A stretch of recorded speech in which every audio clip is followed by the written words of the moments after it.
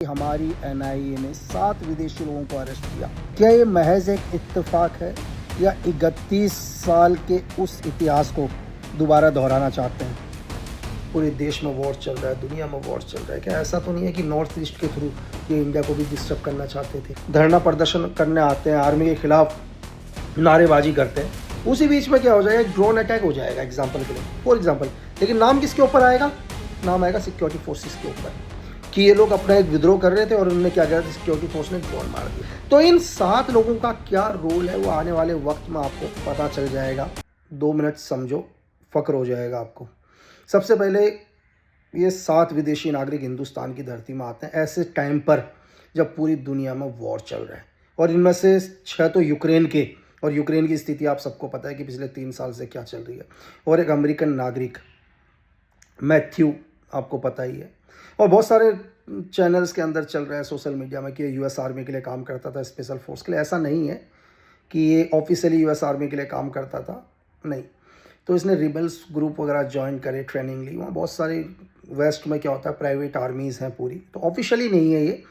तो स्पाई की दुनिया में ऐसे को बोलते हैं डिनाइबल एसेट। CIA वगैरह दुनिया की कोई भी एजेंसी यूज़ करती है, ये भविष्य में कभी भी पकड़े जाते हैं तो एजेंसीज़ मना कर देती हैं कि हमारा इससे कोई भी लिंक नहीं है। यहाँ भी ऐसा ही होगा इस केस में भी। तो फिर दोबारा आते हैं, इंडिया आते हैं।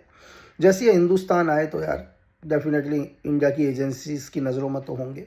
अब ऐसा नहीं है कि आते ही ना अरेस्ट कर लें। आप कैसे अरेस्ट कर लोगे यार? आप टूरिस्ट वीज़ा पर आए हो, एकदम से तो अरेस्ट नहीं कर सकते हैं। तो एजेंसीज़ नज़र रखती है, एजेंसीज़ को शक तो हो जाता है कि कुछ ना कुछ एक्टिविटी है, चाहे ये लोग एक साथ इंडिया में ना आए हों, अलग अलग तरीके से आए हों, तो गवर्नमेंट फॉलो करती है। और ये लोग क्या करते हैं, नॉर्थ ईस्ट जाते हैं, पहले गुवाहाटी जाते हैं, फिर वहाँ से मणिपुर, मिजोरम।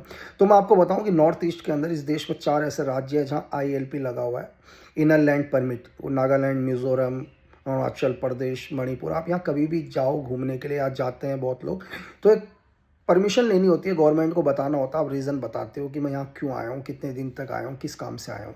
तो ये लोग मिज़ोरम और मणिपुर जाते हैं, तो तब भी पहली गलती ये क्या करते हैं कि बिना ILP, इनर लैंड परमिशन लिए बिना, चाहती तो हो सकता है वहाँ भी इन्हें एजेंसीज पकड़ सकती थी, लेकिन ये क्या कहते हैं, बोलते हैं हमारे को पता नहीं है, हम घूमने आए हैं, ठीक है।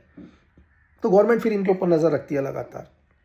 ये लोग बॉर्डर क्रॉस करते हैं और म्यांमार जाते हैं, तो तब भी एजेंसीज के रडार में होते हैं मेरे भाई, कि ये म्यांमार में किससे मिल रहे हैं? म्यांमार आर्मी से मिल रहे हैं। वहाँ चीन नेशनल आर्मी है, बहुत सारे ऐसे ग्रुप्स हैं, इंडिया के बहुत सारे हमारे भी इंसर्जेंट ग्रुप हैं, जैसे KYKL हो गया, PLA हो गया, पुल्फ हो गया, UNLF हो गया, NSCNK हो गया, दुनिया भर के यार, ABCD में जितने नंबर हैं सब में एक एक नाम रख लो। तो वहाँ जाते हैं, वहाँ जाने के बाद वेपन की और ड्रोन की ट्रेनिंग उन लोगों को देते हैं, फिर ये दोबारा इंडिया आते हैं। समझ रहे हो? अब तो बहुत बड़ा एविडेंस है ना हमारे पास, गवर्नमेंट के पास, कि हिंदुस्तान आए, सारे रूल इन्होंने तोड़े, तोड़ने के बाद ये बॉर्डर क्रॉस करते हैं, वहाँ इंसर्जेंट ग्रुप से मिलते हैं, उनको ट्रेनिंग भी देते हैं, तब इन्हें गवर्नमेंट उठाती है। अब आप समझे, क्योंकि सारे एविडेंस हैं। और हमारी जो सिक्योरिटी एजेंसीज हैं, RNW, IB, MI, NIA, state police, सब ने बेस्ट काम किया यार, ठीक है, सब ने बेस्ट काम किया। इस सिचुएशन के अंदर क्या होता है, 2 चीज़ें होती हैं इसमें, इस पूरे पैटर्न को भी समझो। क्या ये बहुत बड़ा गेम है? क्या दुनिया इस टाइम पूरा वॉर में है, पूरे देश में वॉर चल रहा है, दुनिया में वॉर चल रहा है? क्या ऐसा तो नहीं है कि नॉर्थ ईस्ट के थ्रू ये इंडिया को भी डिस्टर्ब करना चाहते थे? ये भी जांच चलेगी तो आपको आगे पता चल जाएगा। और दूसरा क्या होता है, ये लोग क्या करते हैं, कॉन्ट्रैक्ट करते हैं ऐसे रिवल्स ग्रुप को, या जो इंसर्जेंट ग्रुप होते हैं दुनिया में, किसी को भी हो सकता है इन्होंने म्यांमार में जो भी ग्रुप हो उनसे कॉन्टैक्ट किया और बोला हो कि यार आज की लड़ाई तो वो रही नहीं कि आप जाओ ऑपरेशन करो। आज क्या है, पूरा का पूरा एयर स्ट्राइक चल रहा है, ड्रोन से हमला चल रहा है, तो हम भी आपको क्या करते हैं, ड्रोन प्रोवाइड कराते हैं, आप अपनी सेफ्टी के लिए, कि कल अगर सपोज करो म्यांमार आर्मी भी आपके खिलाफ ऑपरेशन कर रही है, इंडियन आर्मी करती है, तो आप अपना बचाव कैसे करोगे? तो हो सकता है ये लोग वहाँ गए भी हो डेमो देने के लिए, इनकी बहुत बड़ी डील भी हो रही हो आगे चलकर। या ऐसा हो सकता है जो आज पूरी दुनिया में चल रहा है, कि इंडिया को भी कैसे डिस्टर्ब किया जाए, हिंदुस्तान को भी कैसे वॉर में लेकर आया जाए। और नॉर्थ ईस्ट क्यों चुना उसके लिए, ये सब चीज़ें, क्योंकि 2023 में शायद 3 मई को क्या हुआ था आपको पता है, नॉर्थ ईस्ट के अंदर हिंसा भड़की थी। वहाँ पर बहुत हिंसा हुई थी नॉर्थ ईस्ट में, कुकी और महते के बीच में। और ये हिंसा इतनी भड़की कि शायद 2025 में 13 फरवरी को वहाँ पर प्रेसिडेंट रूल लगाने पड़े, राष्ट्रपति शासन। बहुत लोगों की जान गई यार इस हिंसा में। और अभी पिछले महीने की बात है, 3 फरवरी को वहाँ पर दोबारा गवर्नमेंट बन गई, वहाँ एक नई सरकार बन चुकी है, मतलब वापस सरकार बन चुकी है वहाँ पर। अब क्या, बहुत सारे लोगों के बीच में एक विद्रोह है नॉर्थ ईस्ट में, मणिपुर में।